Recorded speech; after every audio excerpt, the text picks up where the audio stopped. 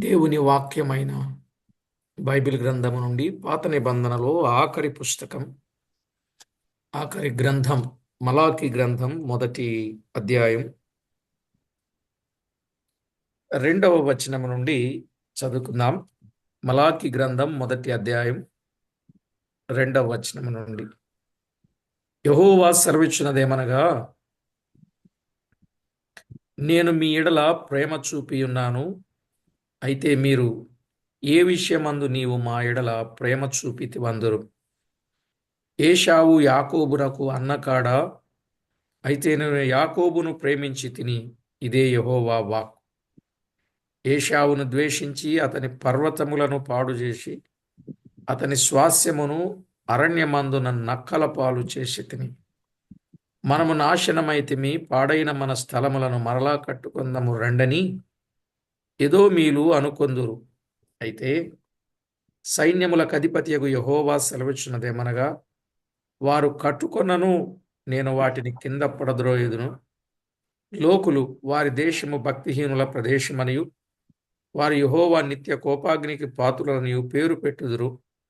కనులారా దానిని చూచి ఇశ్రాయేలుల సరిహద్దులలో యెహోవా బహుగనుడుగా ఉన్నాడని మీరందరూ. చదవబడిన ఈ లేఖనం కొరకై ప్రార్థన చేసి వాక్యాన్ని ధ్యానం చేద్దాం. ప్రతి ఒక్కరూ దైవ లేఖనములో ఉన్న వాస్తవాలు గమనించండి. ప్రార్థన చేసుకుందాం.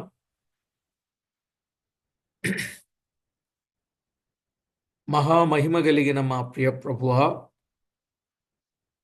మాధుర్యమైన మీ ప్రేమను, అవధులు లేని మీ ప్రేమను, ఆశ్చర్యకరమైన మీ ప్రేమను మాపైన కుమ్మరింపజేసిన వాడా,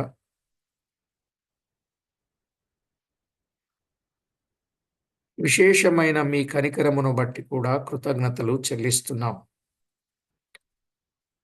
మా ప్రభువా, నేటి వరకు సజీవులుగా మీ సన్నిధాన వర్తనులుగా చేసి మీ సన్నిధి భాగ్యం మాకిచ్చి సాగిలపడి స్తోత్రించున్నట్లు, సత్యవాక్యమును సరిగా విని అర్థం చేసుకుని ఆ ప్రకారంగా జీవించున్నట్లు మీరు మాకు కల్పిస్తున్న సదుపాయములను బట్టి, సానుకూలతను బట్టి, మాకిచ్చిన సజీవత్వమును బట్టి మీకు స్తోత్రము చెల్లిస్తున్నాం.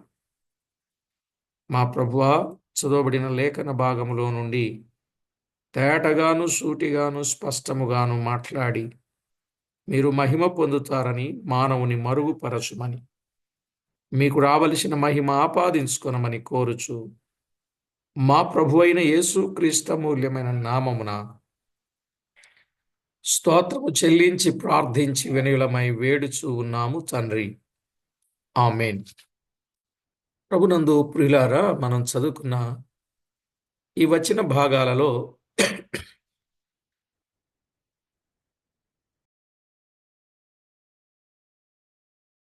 దేవుని ప్రేమ అలక్ష్యము చేసిన అర్చకులు అని మనం విన్నాం. గత వర్తమానంలో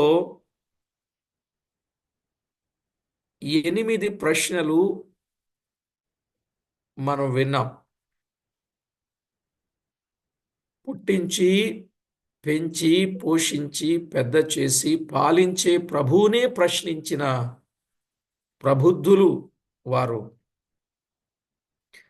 అయితే దానిని బట్టి వారికి ఆయన ఇచ్చిన జవాబులు కూడా మనము తేటగానే విన్నాం. మనము చదువుకున్న 2 నుండి 5 వచనాలలో దేవుని ప్రేమ అనేది విన్నాం కదా. దేవుడు వారిని ఏర్పరచుకొనెను, ప్రేమించి. 2, ఐగుప్తులో నుండి వారిని విమోచించెను, వారిని ప్రేమించి. 3, బిలాము యొక్క శాపమును ఆశీర్వాదముగా మార్చెను, వారిని ప్రేమించి అని గత వర్తమానంలో మనం విన్నాం. అవునండి. నిజంగా ఎంత చక్కని ప్రేమ ఆయనదో. క్రొత్త నిబంధనలో ఆయన ప్రేమించే సమస్తము మన మేలు కొరకు జరిగిస్తున్నాడని క్రొత్త నిబంధనలోను, మనలను ప్రేమించి సంపూర్ణముగా ప్రేమించాడు, అంతము వరకు ప్రేమించాడు అని, తన ప్రాణము కంటే మనలను ఎక్కువగా ప్రేమించాడు అని మనం విన్నాం. కనుక ఆయన ప్రేమను మనము గుర్తించి ఆయన ప్రేమకు పాత్రులముగా, ఆయనకు విధేయులముగా లోబడి జీవించుట మంచిది అని మనం విన్నాం. ఇప్పుడు యూదులు అడిగిన ప్రశ్న కదా, ఏ విషయమందు నీవు మా ఎడల ప్రేమించితివి అనందురు అన్నాడు. అప్పుడు యూదులు అడిగిన ప్రశ్నకు దేవుని జవాబేమిటి? ఏశావు యాకోబునకు అన్న కాడా కదండి. ఏమన్నాడండి? ఏశావు యాకోబునకు అన్న కాడా, నేను యాకోబును ప్రేమించి తిని ఏశావును ద్వేషించి తిని అని చెప్పుచూ ఉన్నాడని 2వ వచనం 3వ వచనం మనం చదువుతున్నాం. యాకోబును ప్రేమించి తిని ఏశావును ద్వేషించి తిని కాబట్టి ఏమందుము? దేవుడు అన్యాయము గలదు, దేవుని అందు అన్యాయము గలదా? అలాగనరాదు. ఇందులో పాటించవలసినది న్యాయము అనునది కాదు గాని దేవుని కనికరము, కరుణ అనే విషయం పాటించాలి. దేవుని కరుణ, కనికరం. ఎందుకంటే దేవుడు సర్వభౌముడు, దేవుని సర్వాధికారి. దేవుని కనికరానికి హద్దులు లేవు. దేవునికి దేవుడే తప్ప మరి ఎవడును పై అధికారి లేడు. ఈ దేవుడు న్యాయమూర్తి, నీతిమంతుడు, నిత్యము మేలు చేయువాడు. ఆయన తన స్వభావమునకు విరోధముగా ఏమీయూ చేయడు. కరుణ పొందుటకు ఎవరికి హక్కు లేదు, ఉండినచో అది కరుణ కాదు. సత్కార్యమునకు ముందు దైవ చిత్తమైన కృపయుండి తీరవలెను. దేవుని కృపయే సమస్తమునకు మూలాధారం అన్నాడు. మానవుడు స్వయం కృషి చేత, స్వంత ఇచ్ఛ చేత రక్షణ సాధించలేడు. అది దేవుని వరమే, కనికరమే అన్నాడు. ఆయన కనికరమూర్తి గనుక కనికరము చూపునని మాత్రము చెప్పగలం. అట్లుగాక మానవుని యొక్క యోగ్యతను బట్టి కనికరము చూపినచో అది కనికరం కాదు. అర్థమైందండి? హక్కు గలవానికి రావలసినది జీతమని చెప్పవలసి ఉన్నది. యోగ్యతను బట్టి కనికరము చూపినచో అది కనికరం కాదు. హక్కు గలవారికి రావలసిన జీతమని చెప్పవలసి ఉంది. దేవుడు తన కనికరమును చూపుటయందు సర్వాధికారి అనిన ఆయన తనకిష్టము వచ్చిన వారికి దయచూపును అన్నాడు. ఇష్టము లేని వారికి చూపకుండా ఉండగలడా అనే ప్రశ్నలు మనలో మొదలవుతాయి. కానీ దేవుని స్వేచ్ఛకు హద్దులు పెట్టినట్లయితే అప్పుడు అది కనికరమే కాకుండా ఉంటుంది. అందుకే మనము దేవునికి హద్దులు పెట్టే వారంగా కాక దేవుని కృపా కనికరములను ఎరిగిన వారంగా ఉండాలి. చెప్తా మీకు ఈ సంగతి. ఆయన ఎవరిని కనికరింప ఇచ్చయించునో వారిని కనికరించును, ఎవరిని కఠినపరచ ఇచ్చయించునో వారిని కఠినపరచును అన్నాడు 13వ వచనంలో.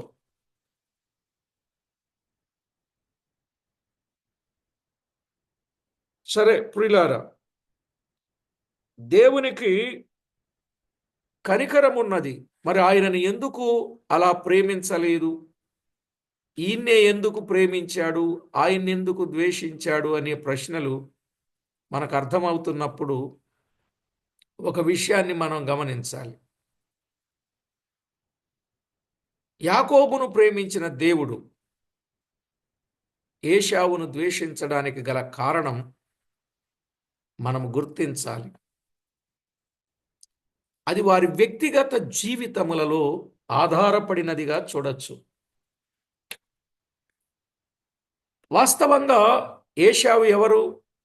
వేటగాడు. యాకోబు ఎవరు? సాధువు. ఏశావు జ్యేష్ఠత్వమును అమ్ముకున్నవాడు. అవునండి, ఏశావు జ్యేష్ఠత్వమును అమ్ముకున్నవాడు, తృణీకరించినవాడు. యాకోబు జ్యేష్ఠత్వమును సంపాదించుకున్నవాడు. మరి జ్యేష్ఠత్వాన్ని సంపాదించుకున్న వానిని ప్రేమిస్తాడా? అమ్ముకున్న వానిని ప్రేమిస్తాడా? అర్థమైందండి? ఏశావు ఎదుటనున్న దానిని అనుభవించాలని కోరేవాడు, యాకోబు దూరదృష్టి గలవాడు. ఈ రెండు కారణాలు గమనించండి. ఏశావును ద్వేషించడానికి, యాకోబును ప్రేమించడానికి ఏశావు ఒకటి జ్యేష్ఠత్వాన్ని అమ్ముకున్నాడు. రెండు, ఏశావు తన ఎదుట ఉన్న దానిని మాత్రమే అనుభవించాలనుకునేవాడు. కానీ యాకోబు అలా కాడండి.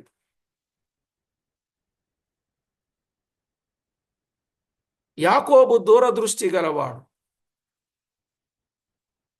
అందుకే వీరిద్దరిని మనం ఆలోచన చేస్తే ఏశావు భౌతికమైన లోక సంబంధమైన వారిని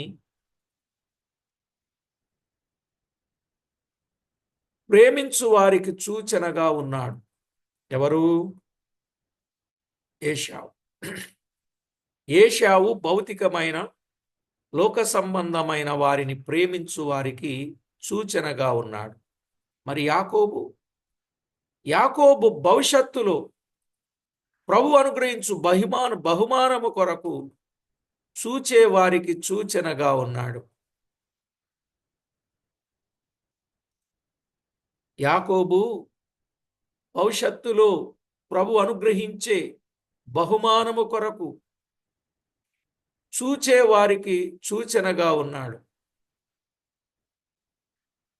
ఈరోజు కూడా చాలా మంది అలాగే ఉన్నారు.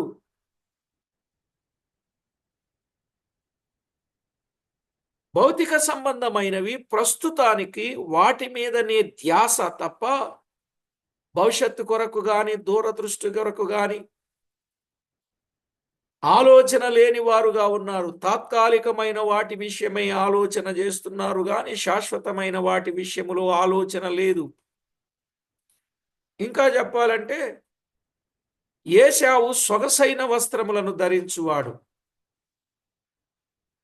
ఏశావు సొగసైన వస్త్రములను ధరించువాడు. ఏశావు వ్యభిచారి. ఏశావు భ్రష్టుడు. అవునా కదా? ఏశావు ఎవరండి? సొగసైన వస్త్రములను ధరించువాడు.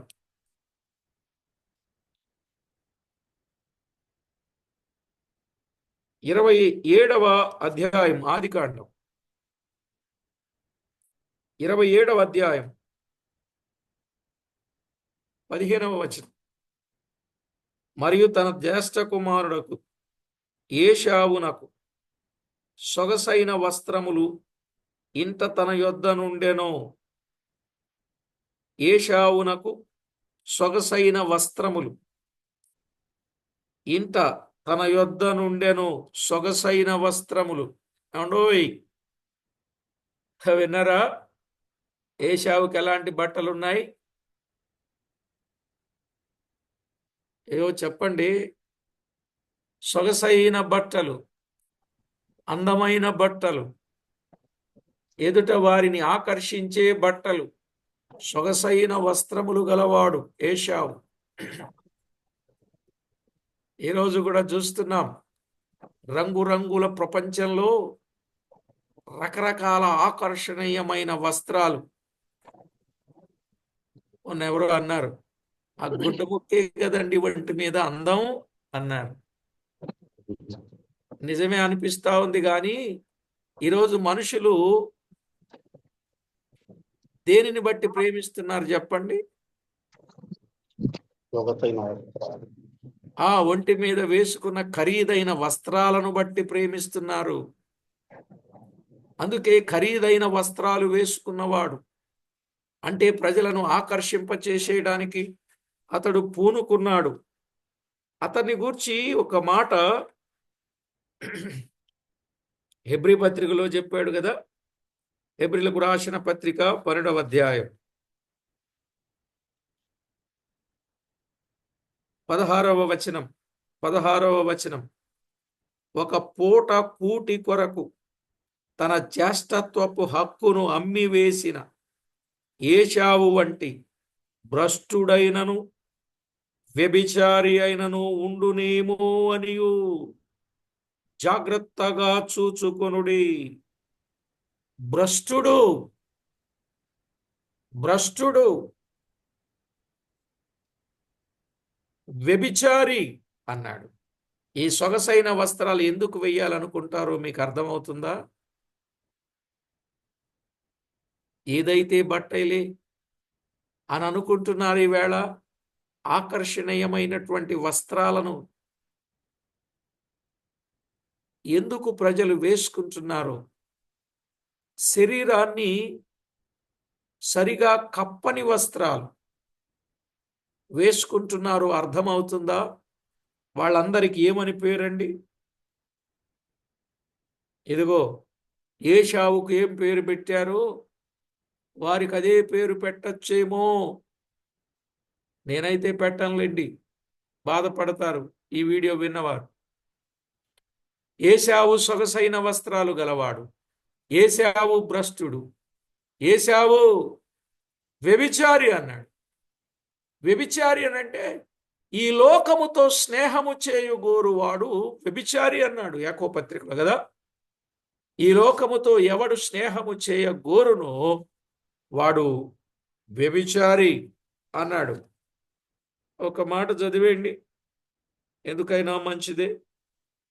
యాకోబు పత్రిక 4వ అధ్యాయం 4వ వచనం, 4:4 యాకోబు పత్రికలో, వ్యభిచారులారా, ఈ లోక స్నేహము దేవునితో వైరమని మీరెరుగరా? వ్యభిచారులారా, ఈ లోక స్నేహము దేవునితో వైరం. వ్యభిచారులంటే ఎవరంటే ఈ లోకముతో స్నేహము చేయగోరువారు. వారెవరు అంటే ఎవడు ఈ లోకముతో స్నేహము చేయగోరునో వాడు దేవునికి శత్రువగును అన్నాడు. వాడు దేవునికి శత్రువగును. దేవుడు ఏశావును ప్రేమించి జ్యేష్ఠుడుగా జన్మింపజేశాడు గాని అతడు ఇష్టపూర్వకముగా జ్యేష్ఠత్వాన్ని తృణీకరించేశాడండి. ఆ ఎర్రని చిక్కుడుగాయల కూర కోసం. ఈవేళ చాలా మంది భోజనం మీద ఉన్నటువంటి భ్రమ, భోజనం మీద ఉన్నటువంటి భ్రాంతి, భోజనం మీద ఉన్నటువంటి ఆశ, ఆలోచన దేవుని మీద లేదు. ఇప్పుడు ఆదివారం వచ్చింది అనంటే, ఏమండి ఏమనుకోకండి, ఆదివారం వచ్చింది అనంటే ఏమండి మందిరం మీద మక్కువ ఉంటుందా, మాంసం మీద మక్కువ ఉంటుందా?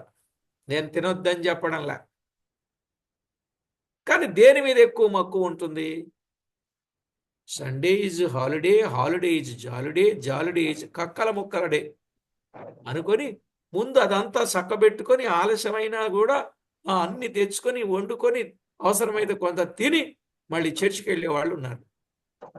వెళ్తారులే, కానీ ఆ రోజు ఫస్ట్ ప్రయారిటీ ఎవరికి ఇచ్చారు? ఫుడ్కి ఇచ్చారా, ప్రభుకి ఇచ్చారా? అది నాకు తెలీదు, మీకు తెలుసు.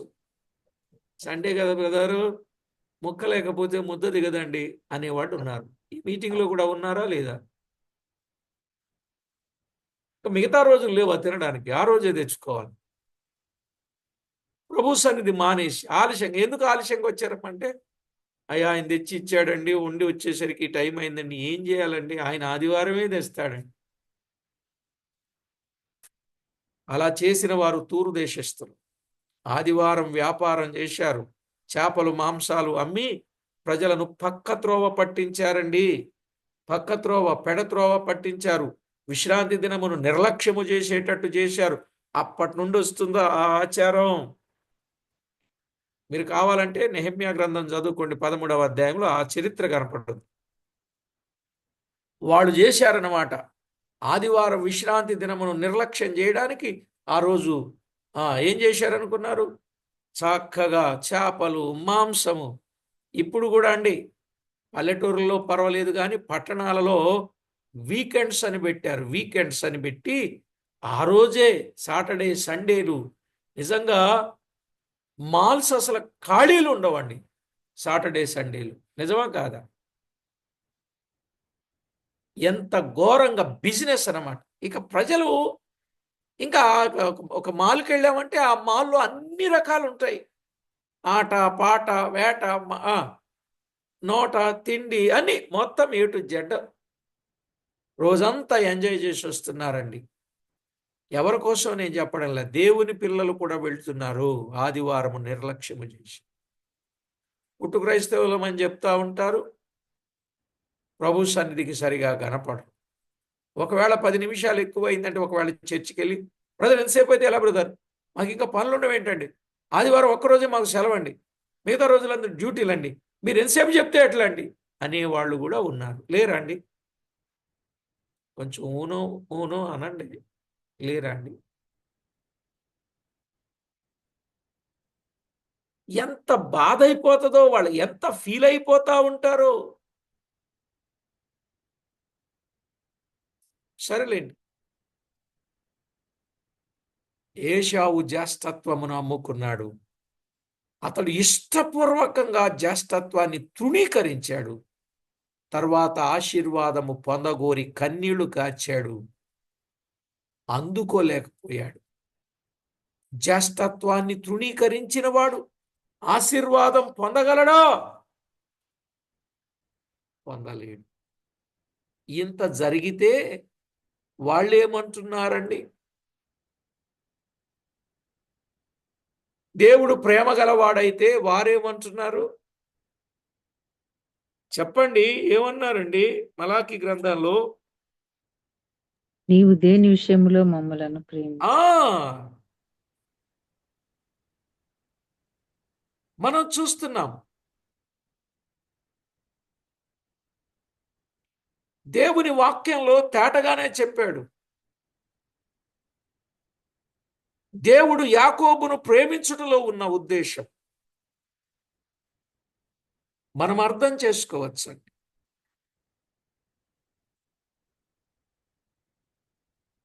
రోమాపత్రిక 9వ అధ్యాయం 10:26లో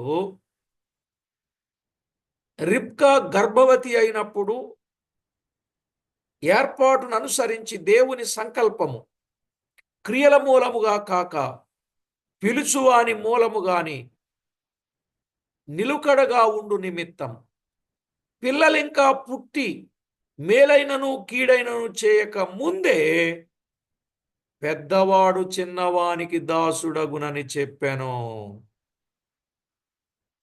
చెప్పండి, పెద్దవాడు చిన్నవానికి ఏమవుతాడు? దాసుడవుతాడు. దీనిని నిర్ధారణ చేయటానికే మలాకి గ్రంథం 1వ అధ్యాయం 1, 2, 3 వచనాలలో చెప్పబడిన సంగతి. ఏశావును ద్వేషించితివి, యాకోబును ప్రేమించితివి. కారణాలు మనకు అర్థమయ్యాయి. ఇప్పుడు మనం గమనించాలి, యాకోబును ప్రేమించిన దేవుడు మనలను కూడా ప్రేమించాడు. యాకోబును నిష్కారణముగా ప్రేమించిన దేవుడే మనలను ఉచితముగా ప్రేమించాడు. యాకోబును ప్రేమించెను ఉచితంగాని, ఇశ్రాయేలీలను ప్రేమించెను ఉచితముగాని, నేడు మనలను కూడా ఉచితంగానే ప్రేమించాడు. ఏమండి, ఒక విషయాన్ని గుర్తుపెట్టుకోవాలి, దేవదూతలు పాపము చేసినప్పుడు దేవుడు వారిని తీర్పు కొరకు పాతాళములో బంధించాడా లేదా? మరి దేవుడు అన్యాయస్తుడు అంటే ఎట్లా? దేవుడు అన్యాయస్తుడు కాడు.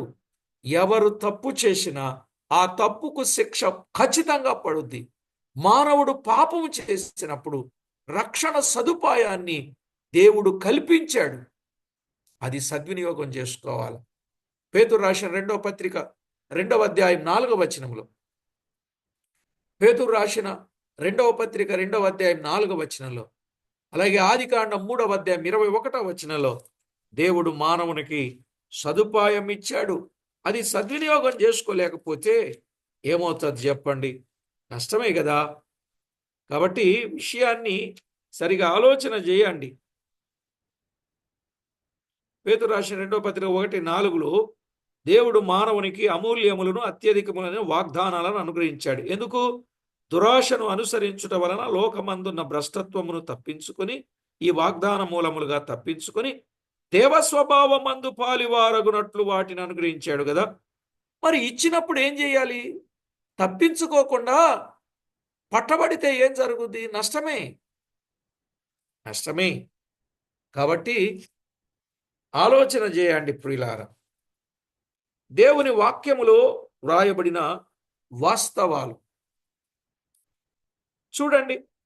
3:21 ఆదికాండంలో 3:21 దేవుడైన యెహోవా ఆదామునకును అతని భార్యకును చర్మపు చొక్కాయలను చేయించి వారికి తొడిగించాను అన్నాడు. అవకాశం ఇచ్చాడా లేదా? వారు సిగ్గుతో ఉన్నారు, దిశమలతో ఉన్నారు. వారి కొరకు ఒక దానిని బలి చేయాల్సి వచ్చింది, ఒక జంతువును చంపాల్సి వచ్చింది, ఒక జీవి ప్రాణం తీయాల్సి వచ్చింది. ఆ తర్వాత వారికి చొక్కాయలను చేయించి మీరు కాపాడుకోండి అన్నాడు. వారు కాపాడుకుంటే బాగుండేది. తప్పు చేసిన వ్యక్తికి దేవుడు అవకాశం ఇస్తాడండి. కానీ అవకాశాన్ని అనుకుంటున్నారు, ఒక తప్పు చేసినప్పుడు 100 తప్పులైనా చేస్తాడు అన్నట్టు. ఒక తప్పు చేశాను కాబట్టి ఎన్ని తప్పులైనా చేస్తా ఉంటే ఇక దేవుడు క్షమిస్తాడా? శిక్షించడం ప్రారంభిస్తాడు. అలాగున శిక్షించినట్లుగా మనము చూస్తాం. అయితే క్రొత్త నిబంధన కాలములో కాలము పరిపూర్ణమైనప్పుడు దేవుడు తన కుమారుని పంపించి మనలను విమోచించాడు. గలతీ పత్రిక 4:4లో మనము చూడవచ్చు. ఇది కేవలం దేవుని అపారమైన ప్రేమయే గాని మరి ఇంకేమీ కాదు. కాబట్టి ప్రతి ఒక్కరూ ఇట్టి సత్యాన్ని జాగ్రత్తగా ఆలోచన చేసి దేవునికి మహిమకరంగా జీవించగలుగునట్లు సిద్ధపడాలని ప్రభు పేరట మీకు మనవి చేస్తున్నాం. ప్రియులారా, పరిశుద్ధ గ్రంథమైన బైబిల్ నుండి మనము ఆలోచన చేసినప్పుడు మనము జ్ఞాపకం చేసుకోవాలి. మనము ఏశావు యొక్క వ్యక్తిగత జీవితం, యాకోబు యొక్క వ్యక్తిగత జీవితాన్ని 2 భాగాలుగా జ్ఞాపకం చేసుకున్నాం. ఇక జనాంగముల దగ్గరకు వద్దాం. ఏశావు సంతతి వారిని ఎదోమీలు అన్నారు కదా. ఏశావు సంతతి వారిని ఎదోమీలు అన్నారు. ఆదికాండం 26వ అధ్యాయం 1 నుండి 9 వచనాలు. ఆదికాండం 26వ అధ్యాయం 1 నుండి 9 వచనాలు మనము గమనించినట్లయితే ఎదోమీలు అని చెప్పడం జరిగింది. ఎవరిని? ఏశావు సంతతి వారిని ఎదోమీలు.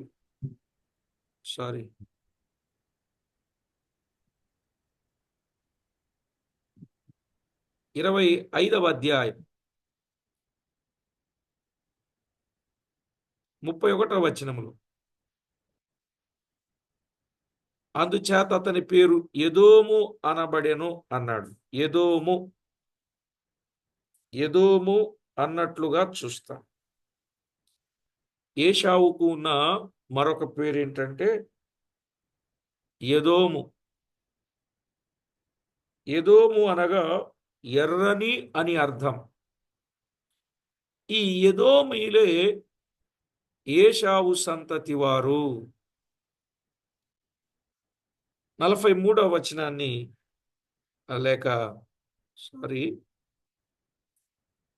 ఈ ఎదోమీలు చాలా స్థలాల్లో మనకి కనబడతారు. వారి యొక్క ఆలోచనలు, వారి యొక్క పద్ధతులు మనము గమనిస్తాం. 36:1. ఓకే. ఈ ఎదోమీల యొక్క పరిస్థితులు మనం ఆలోచన చేస్తే చాలా వివరంగా వారి సంతతిని గూర్చిన సంగతి 36 అధ్యాయములో మొదటి వచనము నుండి మనము చూడొచ్చు. ఎదోమను ఏశావు వంశావళి ఇదే అని చెప్పి ఏశావు యొక్క కుమారులు, వారి సంతానం, వంశావళి, ఏశావు తన భార్యలు, తన కుమారులు, తన కుమార్తెలు, తన ఇంటివారు, తన మందలు, సంపాదించిన ఆస్తి, ఇదంతా మనం చూస్తాం. ఆ లిస్ట్ అంతా ఇక్కడ చాలా వివరంగా వ్రాయబడింది. సరే, 43వ వచనంలో ఎదోము నాయకులు ఏశావు ఎదోమీలకు మూలపురుషుడు అన్నాడు. ఏశావు ఎదోమీలకు మూలపురుషుడు. ఇది జనాంగం. అందులో ఒక్కడికైనా ఇశ్రాయేలులకు ఇవ్వనని ఎదోమీలు సోదరులు గనుక వారితో కలహపడవద్దని ఇశ్రాయేలీలతో చెప్పాడు. ఎదోమీలు, ఇశ్రాయేలు ఎవరండి? అన్నదమ్ములే. ఇశ్రాయేలు అంటే యాకోబు సంతతి వారు, ఎదోమీలు అంటే ఏశావు సంతతి వారు. మీరు వారితో కలహపడకూడదు అని చెప్పిన సందర్భాలు బైబిల్ గ్రంథంలో మనం చూడవచ్చు.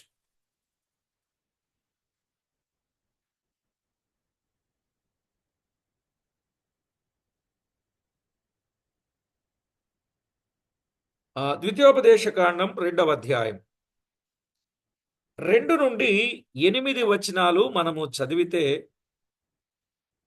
ఆ సంగతి మనకి కొంత అర్థమవుతుంది.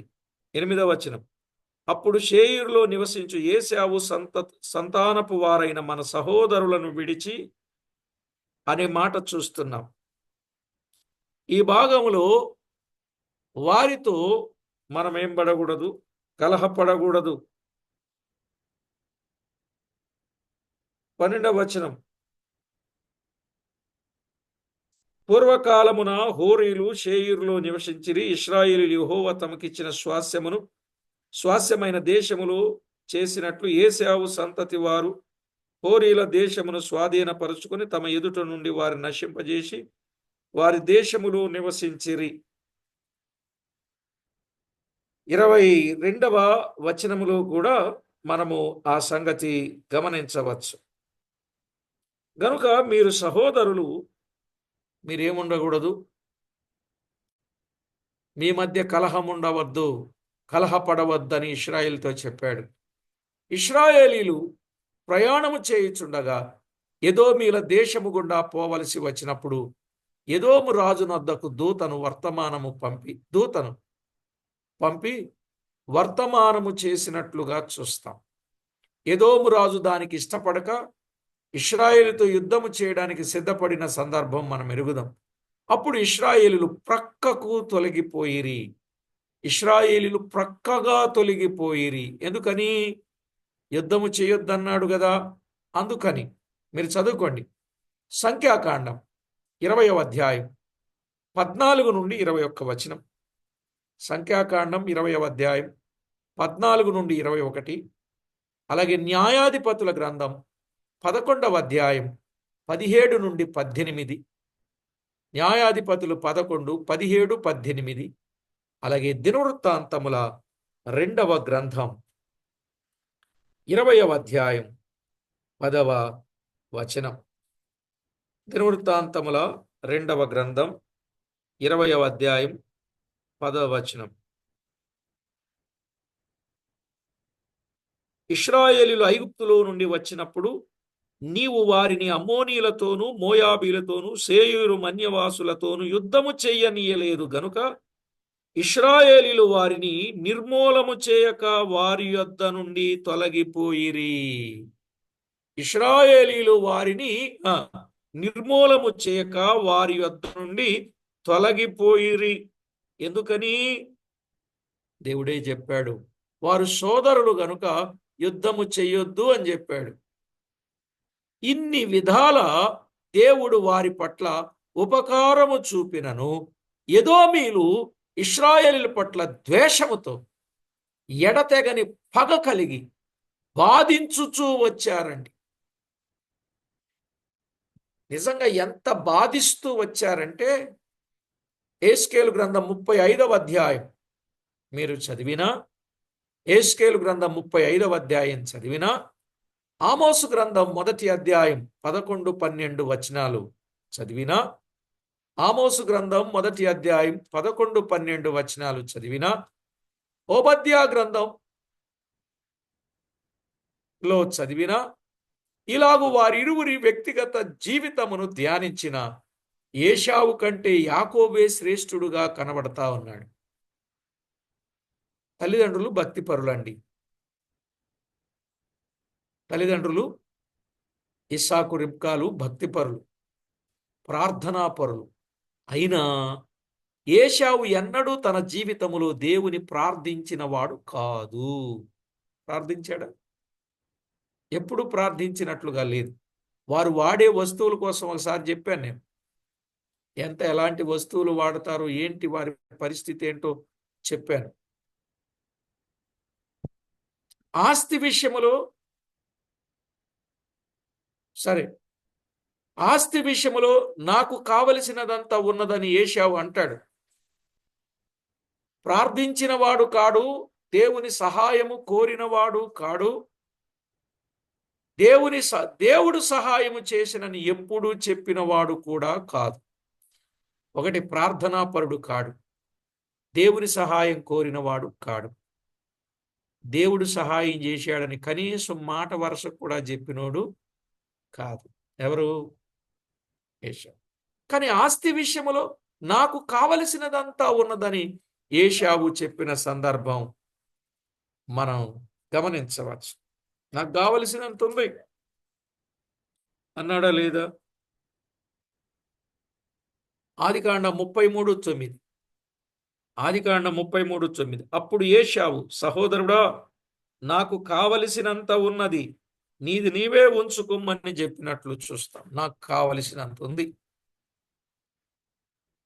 33:11లో, నేను నీ వద్దకు తెచ్చిన కానుక చిత్తగించి పుచ్చుకొనుము, దేవుడు నన్ను కనికరించెను. నాకు కావలసినంత ఉన్నదని చెప్పి అతని బలవంతము చేశాను గనుక అతడు దాని పుచ్చుకొని, నాకు దేవుడు నన్ను కనికరించను. అస్సలు ఏశావు చూడండి, యాకోబు చూడండి. దేవుడు నన్ను కనికరించెను అన్నాడు. ఎవరు? యాకోబు. దేవునికి ప్రార్థించిన వాడు కాదు, దేవుని సహాయం చేశాడని, దేవుడు సహాయం కోరినవాడు కాడు, దేవుడు సహాయం చేశాడని చెప్పలేదు, దేవుడు నన్ను కనికరించాడనే మాట కూడా చెప్పలేదండి. మరి దీన్ని బట్టి ఎవరిని ప్రేమించాలి, ఎవరిని ద్వేషించాలి?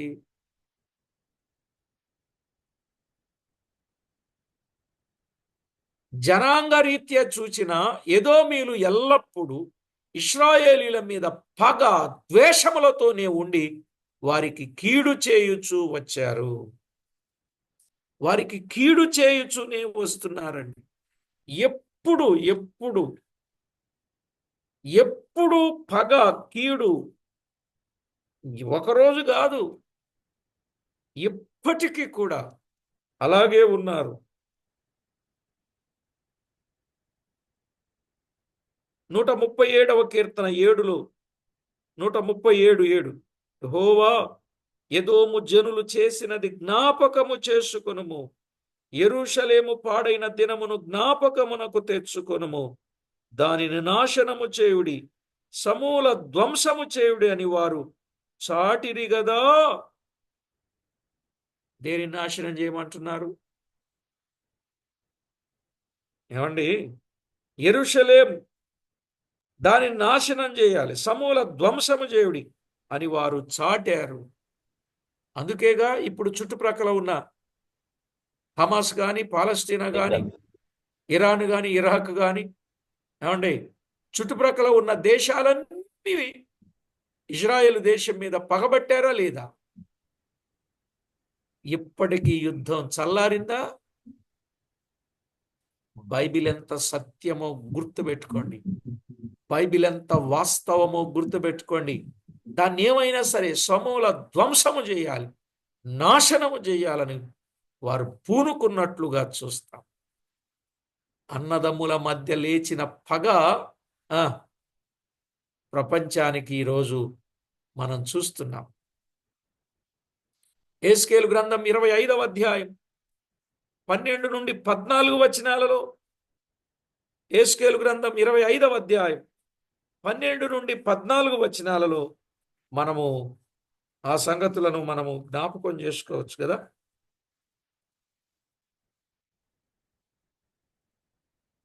మరియు ప్రభువైన యెహోవా ఈ మాట సెలవిచ్చుచున్నాడు, ఎదోమీలు యూదా వారి మీద పగ తీర్చుకొనుచున్నారు. ఏమండి, ఈ ప్రవచనం చూడండి. ఎదోమీలు యూదా వారి మీద పగ తీర్చుకొనుచున్నారు.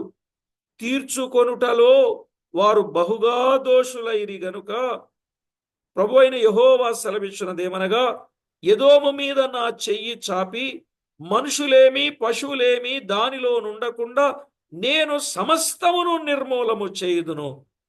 తేమాను పట్టణము మొదలుకొని నేను దాని పాడు చేయుదును.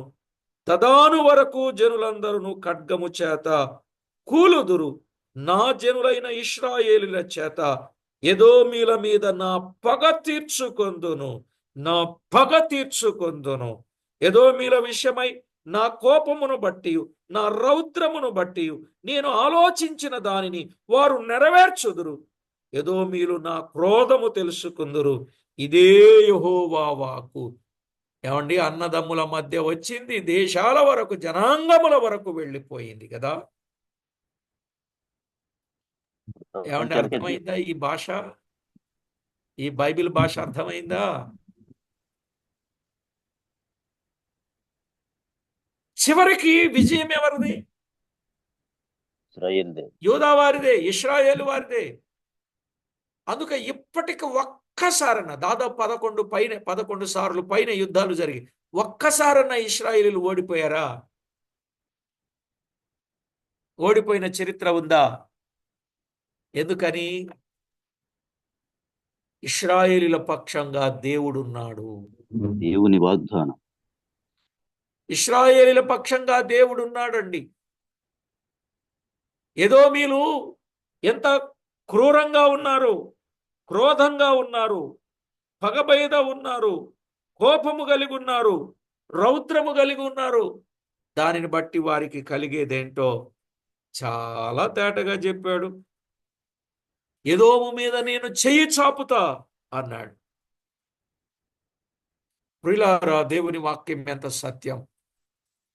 కనుకని మలాకి గ్రంథం 1వ అధ్యాయం 1 నుండి 5 వచనాలలో దేవుడు ఇంకో మాట అన్నాడు. దేవుడు అతని స్వాస్యమును నక్కల పాలు చేసి తిని అనుచున్నాడు. రండి మన మలాకి గ్రంథానికి. ఏం పాలు చేశాడు ఆయన? నక్కల పాలు. ఎవరి స్వాస్యాన్ని? వారి స్వాస్యాన్ని. నక్కల పాలు, నక్కల పాలు, నక్కల పాలు.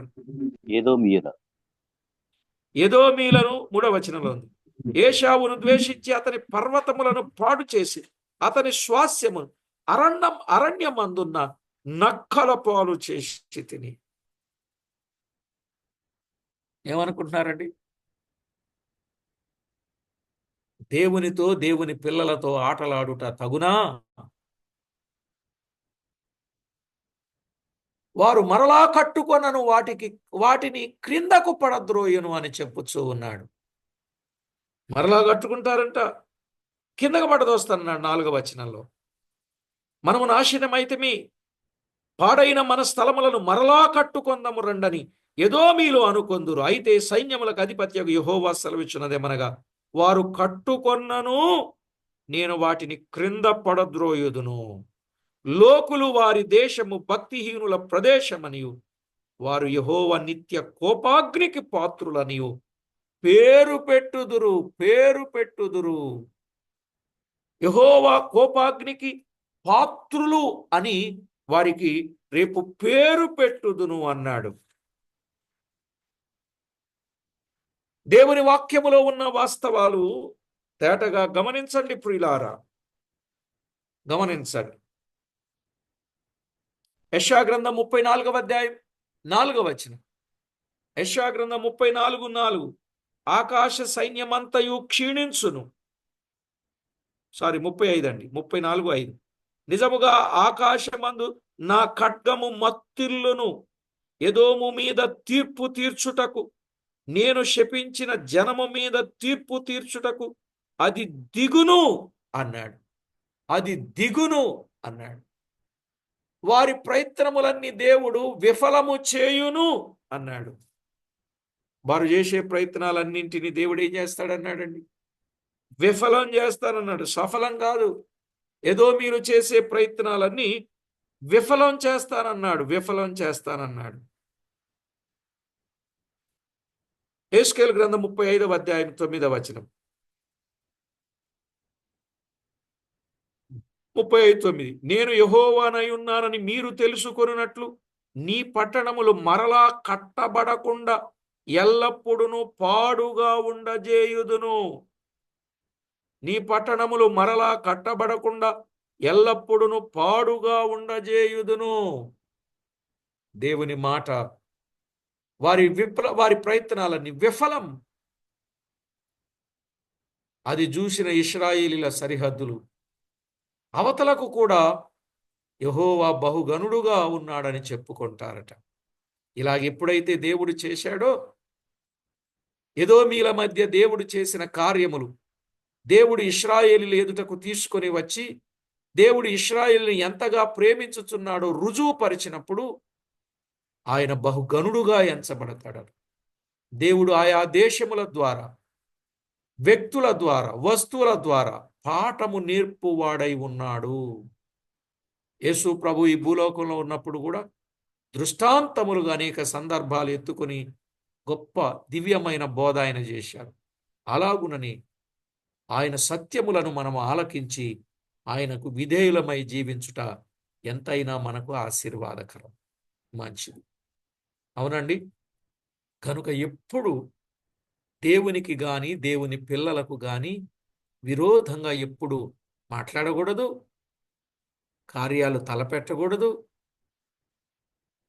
చాటున వారిని దెబ్బగొట్టాలని ప్రయత్నం చేయకూడదు, వారిని శపించే ప్రయత్నం చేయకూడదు. దేవుని పిల్లలంటే దేవుని పిల్లలే. ఇప్పుడు అర్థమైందా? యాకోబును ద్వేషించడానికి, యాకోబును ప్రేమించడానికి కారణం అర్థమైందా లేదా?